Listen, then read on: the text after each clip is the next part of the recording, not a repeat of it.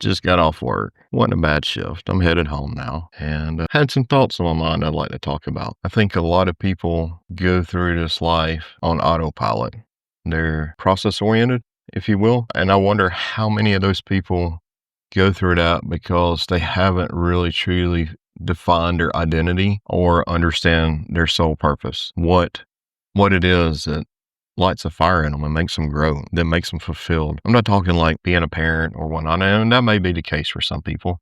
Some people, like, their sole purpose may be, to be a good parent, to be an amazing parent because they didn't have a good parent growing up. Who knows? But I'm talking about identity and how much of your identity is tied to external influences, your job, your social surroundings, your house, or, just anything. How much of your identity comes from here versus out there? I feel like a lot of people haven't defined that yet.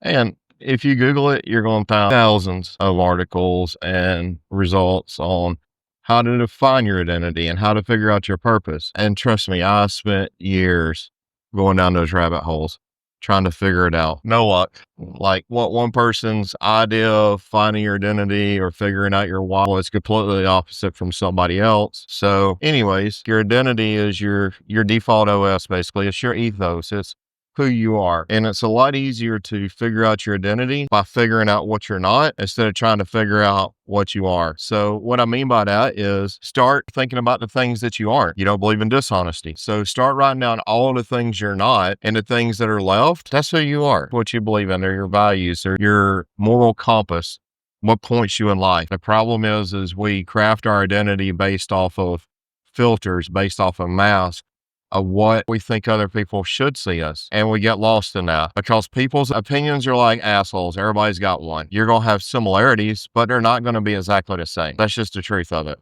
And when you stop worrying about how you should appear to other people and start worrying about what matters to you, what drives you, what motivates you, what values do you live by, then start practicing those values every day. Start consciously, collectively, and intentionally with purpose, think about the values that matter the most to you. And I would say try to narrow it down to 3 to 5 core values. That's what defines your identity. Then start with, from there, going towards purpose. What is purpose? If we think about it, it's solving specific problems for specific people. When you figure out the values, your core values, what matter to you the most, then you will start aligning with people that share those same values, that have a similar identity as you.